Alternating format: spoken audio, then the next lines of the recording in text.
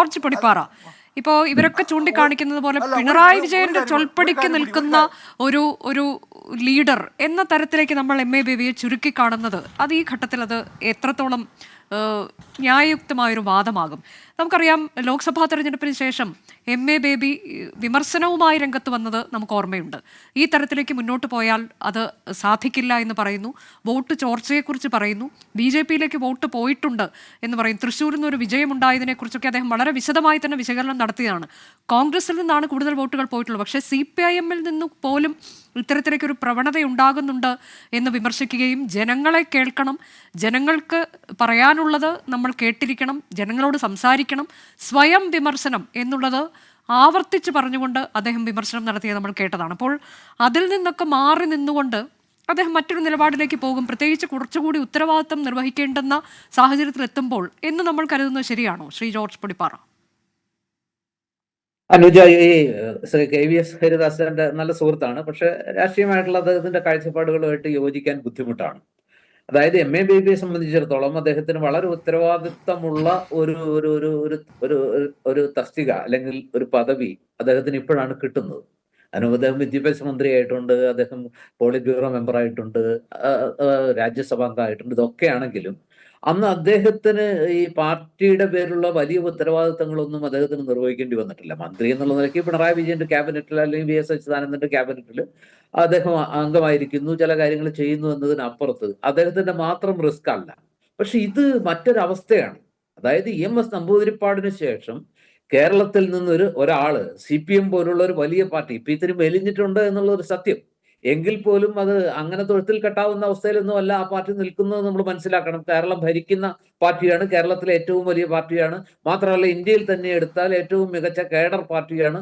സൈദ്ധാന്തിക വിശകലനങ്ങളും അതുപോലെ തന്നെ താത്വിക വിശകലനങ്ങളും രാഷ്ട്രീയ അടവ് നയങ്ങളും തന്ത്രങ്ങളും ഒക്കെ ദേശീയ തലത്തിൽ ആ പാർട്ടിക്ക് ഇപ്പോഴും വലിയ പ്രസക്തിയുണ്ട്. നമുക്കറിയാം, സീതാറാം യെച്ചൂരി എന്ന് പറയുന്ന CPM-ന്റെ ദേശീയ ജനറൽ സെക്രട്ടറി ഇന്ത്യ മുന്നണി എന്ന് പറയുന്ന വലിയ പ്ലാറ്റ്ഫോമിന്റെ രൂപീകരണത്തിന് എത്രത്തോളം രാഹുൽ ഗാന്ധിയുടെയും അതുപോലെ തന്നെ സോണിയാഗാന്ധിയുടെയും അതുപോലെ മറ്റ് ഈ പറഞ്ഞ മറ്റ് പ്രമുഖ നേതാക്കളുടെ മമതാ ബാനർജി അങ്ങനെയുള്ള നേതാക്കളോടൊപ്പം ആ ഒരു വലിയ സഖ്യ രൂപീകരണത്തിന് എത്രത്തോളം വലിയ പങ്ക് വഹിച്ചിട്ടുണ്ടെന്നറിയാം. അതിനു മുമ്പ് UPA സഖ്യം യാഥാർത്ഥ്യമാക്കുന്നതിൽ ആ പാർട്ടിയുടെ ദേശീയ അധ്യക്ഷനായിരുന്ന ഹർകിഷൻ സിംഗ് സോർജിത്തിന്റെ റോളും നമുക്ക് അറിയാവുന്നതാണ്. അപ്പൊ അതുകൊണ്ട് ഈ പറയുന്നത് പോലെ അങ്ങനെ അങ്ങ് എഴുതിത്തള്ളാവുന്ന ഒന്നിനും പറ്റാത്തൊരു പാർട്ടിയായിട്ടൊന്നും നമുക്കിതിനെ കാണാൻ പറ്റില്ല. അത്രത്തോളമൊക്കെ പോകുന്ന കുറച്ച് കടന്ന കൈയാണ്.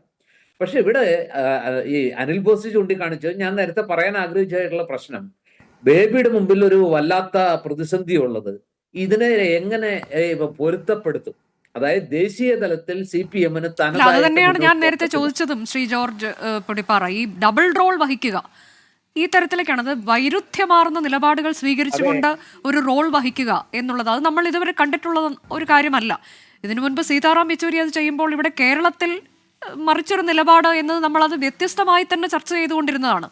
ഇവിടെ പക്ഷേ എം.എ. ബേബിയെ സംബന്ധിച്ച് അതൊരു വലിയൊരു ഉത്തരവാദിത്തം എന്നത് നമ്മൾ അദ്ദേഹത്തെ സംബന്ധിച്ചാണ് അത് ഏറ്റവും വലിയ വെല്ലുവിളിയാകാൻ പോകുന്നതെന്ന് തോന്നുന്നു. എം.എ. ബേബിയെ സംബന്ധിച്ചിടത്തോളം നമ്മൾ അദ്ദേഹത്തെ അങ്ങനെ അങ്ങ് കുറച്ച് കാണണ്ട എന്നാണ്. ഇപ്പോൾ അനുജ തന്നെ ചൂണ്ടിക്കാണിച്ച കഴിഞ്ഞ ലോക്സഭാ തെരഞ്ഞെടുപ്പിന് ശേഷം അദ്ദേഹം നടത്തിയ രാഷ്ട്രീയ വിശകലനത്തിൽ ചില കാര്യങ്ങളുണ്ട്. അത് മറ്റു പലരും പറയാൻ മടിച്ച കാര്യങ്ങൾ പരസ്യമായി തന്നെ പറഞ്ഞു. CPM-ന്റെ വോട്ടുകൾ വല്ലാതെ ചോർന്നിട്ടുണ്ട്, ചില രാഷ്ട്രീയ യാഥാർത്ഥ്യങ്ങൾ CPM ഉൾക്കൊള്ളേണ്ടതുണ്ട്, സ്വയം വിമർശനത്തിന് തയ്യാറാകേണ്ടതുണ്ട്, എല്ലാം ഭദ്രമാണ് എന്ന രീതിയിൽ പറഞ്ഞാൽ എല്ലാം ഭദ്രമല്ല എന്ന് അദ്ദേഹം വ്യക്തമായിട്ട് പറഞ്ഞു. ഞാൻ വിചാരിക്കുന്നു CPM ജനറൽ സെക്രട്ടറി എന്നുള്ള നിലയ്ക്ക് ശ്രീ എം.എ. ബേബി ഇതുവരെ പിന്തുടർന്ന ഒരു സമീപനമായിരിക്കില്ല.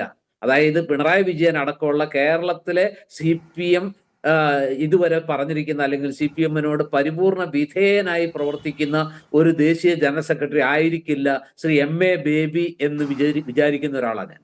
അദ്ദേഹത്തിന് ഒരുപക്ഷെ ഇതിനു മുമ്പ് അങ്ങനെ ചെയ്താൽ അദ്ദേഹത്തിന് ഒരുപക്ഷെ വലിയ റിസ്ക് ഉണ്ടായിരുന്നു. അദ്ദേഹം എവിടെയും എത്താതെ ഒടുങ്ങിപ്പോകുമോ എന്നുള്ളൊരു ഭയം. PB-യിൽ ഒരു അംഗം മാത്രമായിരുന്നു അദ്ദേഹം. അദ്ദേഹത്തിന് വലിയ റോളൊന്നും വഹിക്കാനുണ്ടായിരുന്നില്ല. പക്ഷെ ഇനി അങ്ങനെയല്ല, അദ്ദേഹമാണ് പാർട്ടിയിലെ അവസാന വാക്ക്.